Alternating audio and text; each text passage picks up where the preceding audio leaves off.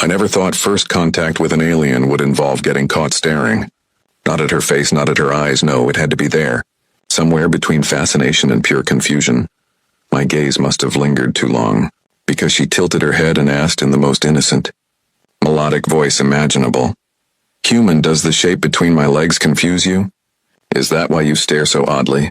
And before you scroll further, hey, if you're enjoying this wild start, make sure to subscribe. You'll want to hear how deep this misunderstanding goes. I swear it wasn't what it looked like. The alien woman, if I can even call her that, was unlike anything I'd ever seen. Her skin shimmered faintly, like moonlight rippling through water, and her form was distractingly human in all the right ways. But it was her curiosity, not her body, that got me in trouble. She was from the Aelari Collective, a race known for their beauty, intellect, and apparently their inability to grasp human modesty. She didn't believe in clothing barriers indoors. And by didn't believe, I mean she walked around my apartment half-dressed, calling it ambient cooling efficiency. So, yes, I looked. I tried not to, but come on. You try living with a 6-foot-tall glowing goddess who insists that physical nudity is a sign of trust. Every time I glanced her way, she caught me, eyes bright with scientific interest. And every time I could feel my sanity slipping just a little further. Her name was Lyra, and she'd been assigned as my cohabitation observer after humanity signed the Cultural Exchange Treaty. Basically, I was her guide to understanding human intimacy boundaries. The irony? She had no concept of boundaries. 1 week in, she'd already taken my bed. The floor vibrates too much. My hoodies, soft fibers aid relaxation. And my patience. Why do humans get flustered when I stretch like this? That day, she'd been practicing human posture etiquette, which apparently involved sitting with her legs folded on the couch. Except she was wearing something that barely qualified as fabric, and my brain went straight to places that would get me banned from interspecies diplomacy. So when she caught me staring, my mouth decided to betray me. No, I wasn't looking there. I was just, studying your symmetry. Lyra blinked. My symmetry? She seemed genuinely puzzled. Is this a human compliment ritual? I stammered, trying to salvage my soul. It's something like that? Her expression brightened. Then I accept your ritual.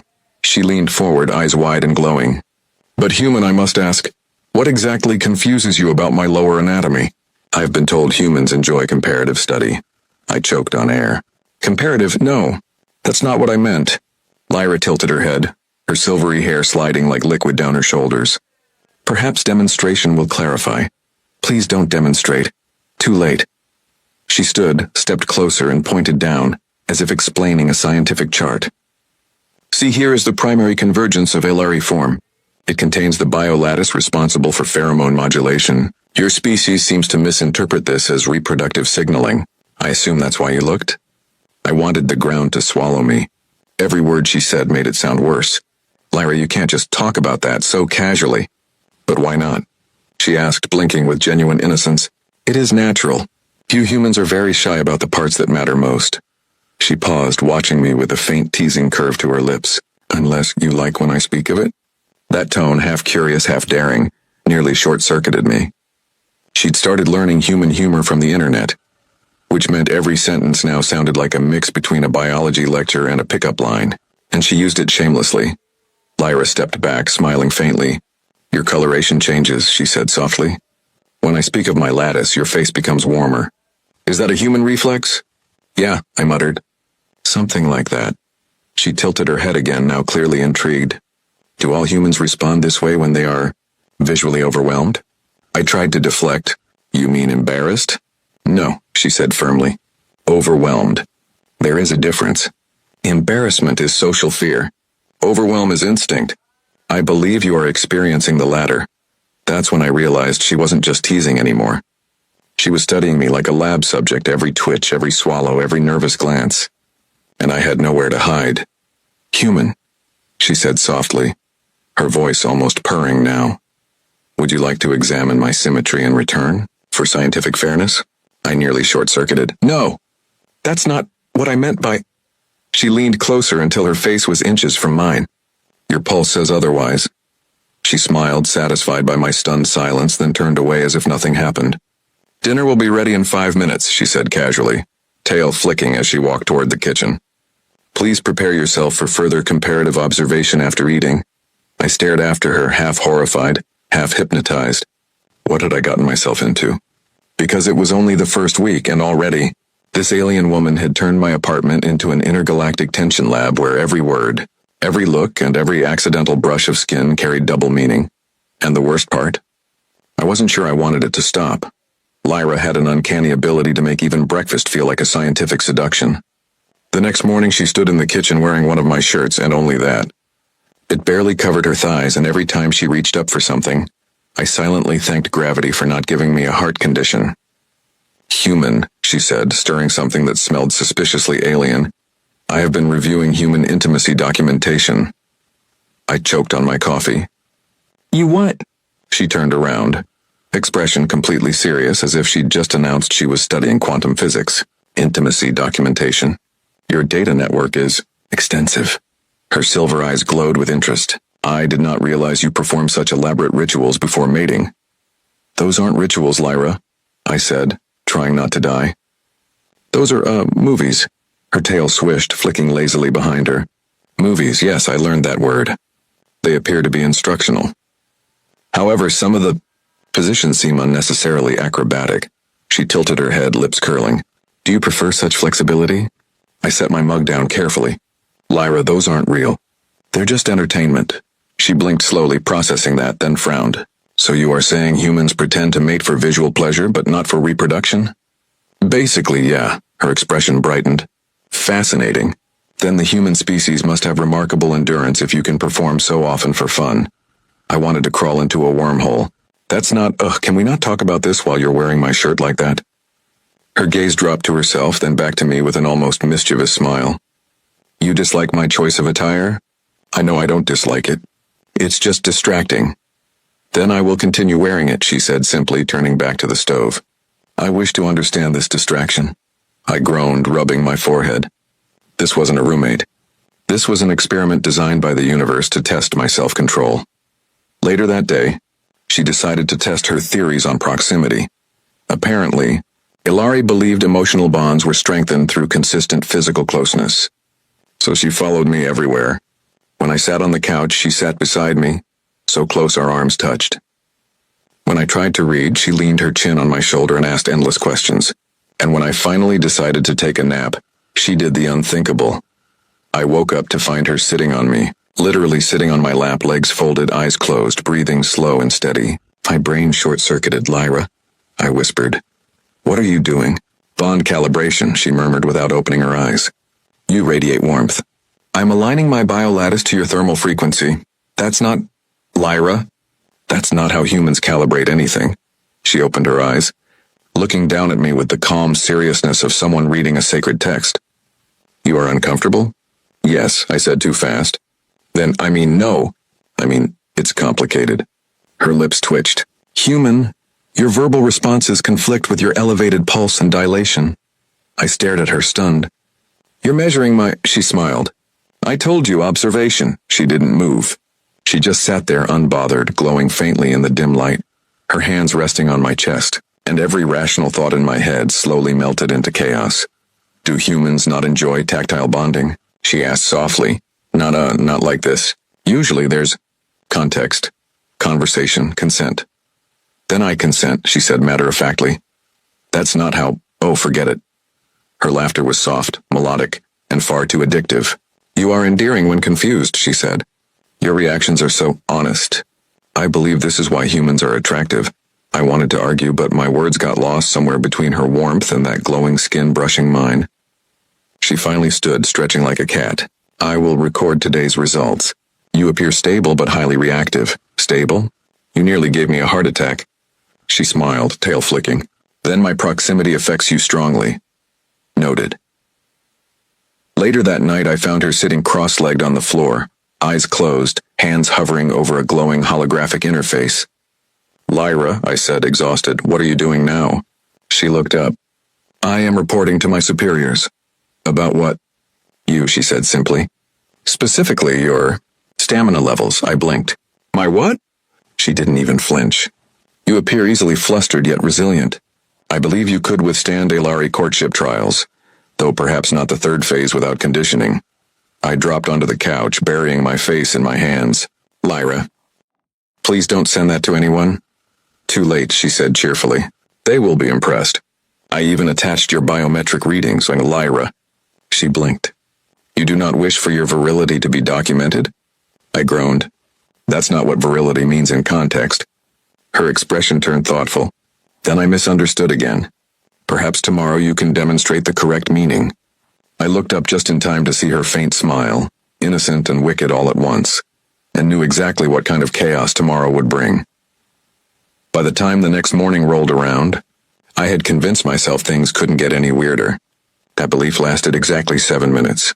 I was brushing my teeth when the air shimmered, and a tall, translucent figure materialized in my living room.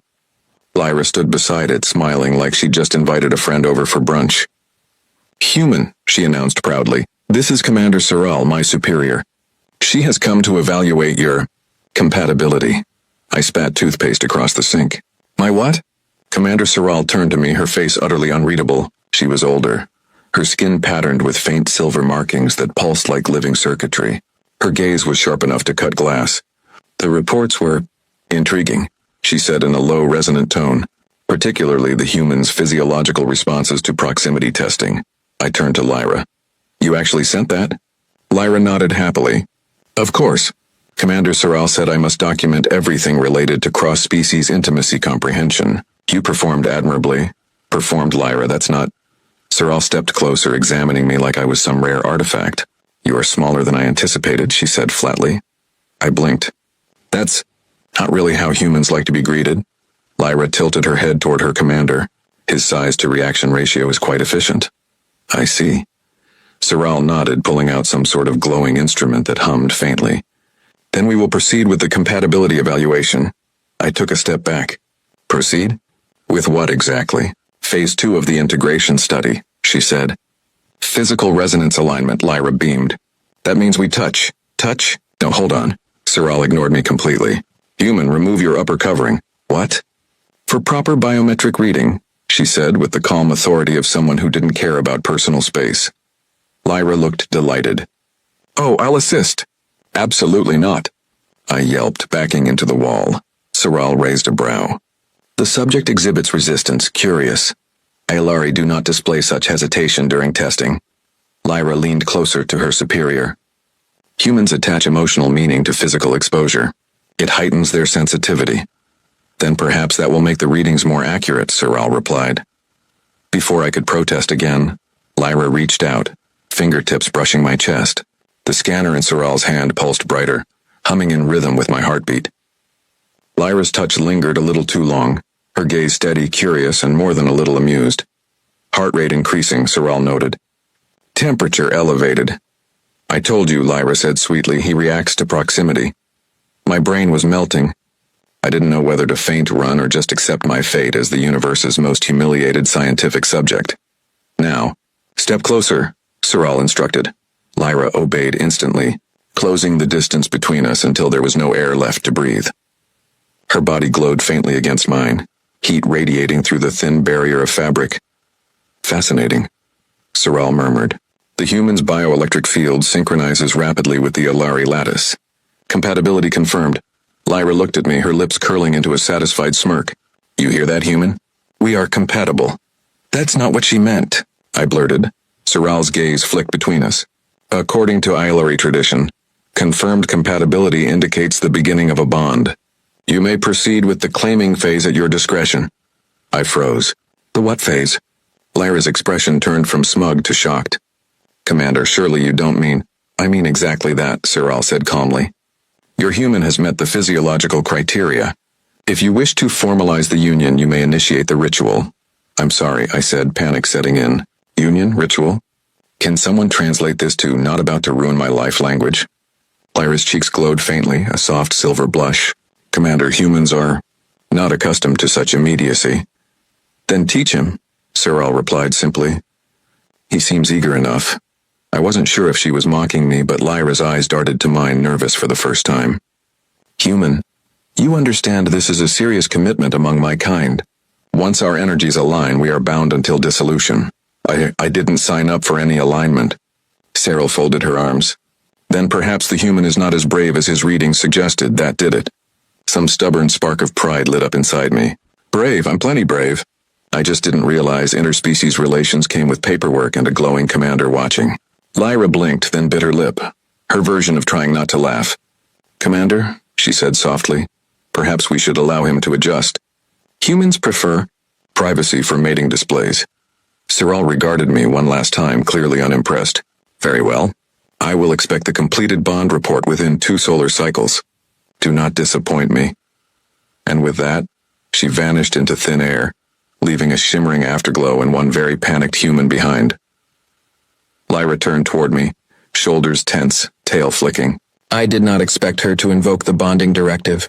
"Yeah, well, neither did I." I ran a hand through my hair. "So what does this mean now?" She hesitated. "It means, if we do not complete the ritual, I must return home for reassignment." "Wait, so your career depends on—" "This," Lyra nodded slowly. "On you." The air between us went heavy. The playful teasing that had defined every interaction suddenly carried real weight. She looked at me, not as a scientist, not as a curious alien, but as someone realizing that a misunderstanding might have just rewritten both our lives. And somehow, despite the insanity of it all, a small part of me wondered what would happen if we didn't stop pretending. She didn't just stare at me anymore. She started studying me like a scientist about to make a historic discovery. Her silver eyes glowed faintly in the dim light as she leaned in closer, her voice low and dangerous in that way that made my pulse spike. "So, it reacts to stimulation, yes?" she asked, as if she were talking about some exotic alien creature and not the very human problem pressing against my genes. I opened my mouth to stop her, but she was already tracing her fingers along my thigh, fascinated and completely oblivious to how human nerves worked. My entire body went stiff, and not in a way I could explain politely. She tilted her head, her glowing hair brushing my face, and murmured, "Remarkable. It expands based on emotional cues. Perhaps dominance response?" I choked out a laugh that sounded more like a plea. "No, that's not... Okay, you really need to stop before..." She blinked innocently. "Before it releases the reproductive signal? Perfect. Then I must observe this reaction firsthand." There was no stopping her at that point. Every explanation I tried only made it worse. She took my nervous stammering as confirmation that I was entering some kind of breeding readiness. The next thing I knew, she straddled my lap again, pressing her palms against my chest and whispering something in her alien language. A phrase that, I later learned, roughly translated to initiate the sacred bond. I froze, my brain trying to decide between panicking and passing out. Then, to my utter shock, she leaned down and kissed me. Not a human kiss, but something deeper, charged, her lips faintly humming with bioluminescent energy that made my skin tingle. For a second, everything felt like static and warmth and danger, and when she finally pulled back, her pupils had expanded into luminous rings. "It's done," she breathed. "You're officially bonded." "Bonded?" I repeated, my voice cracking like a teenager's. "You can't just... That's not how this works."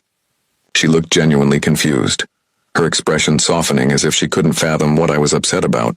"But you accepted the touch," she said earnestly. "Among my kind, that is sacred consent.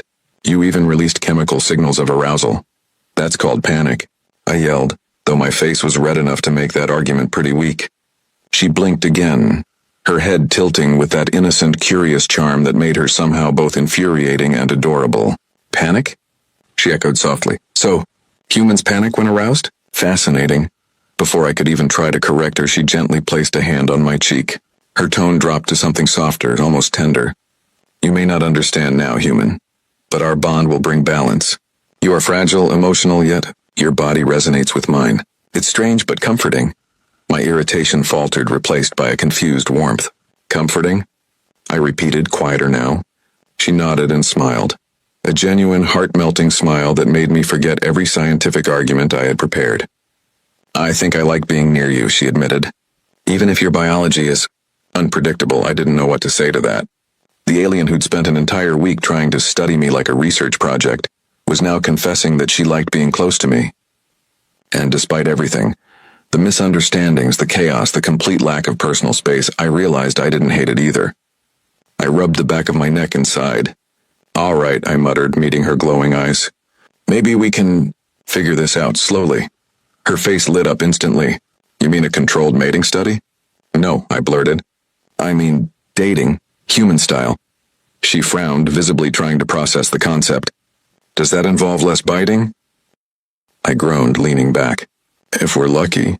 She leaned forward again, mischievous now, her lips curling into a smirk that was anything but innocent. Then perhaps I should practice restraint. For now. Her voice dropped, a teasing hum that made my chest tighten. But remember, human, you're already bonded by my people's law. Whether you admit it or not. I stared at her, half terrified, half amused. Great, I said dryly. Guess I'm off the dating market. She smiled, proud and smug. Correct. You belong to me now. And with that she kissed me again. Softer this time, playful, testing. It wasn't just curiosity anymore. It was connection. Confusing, terrifying, completely illogical connection. And as her glowing hair framed both of us against the dark backdrop of the room, I realized something dangerous and wonderful at the same time. I was falling for her. For the alien who still thought my anatomy was a mystery and my panic was foreplay. Maybe, just maybe, the universe knew what it was doing when it sent her to my apartment. Or maybe it just wanted to laugh. Either way, I wasn't complaining.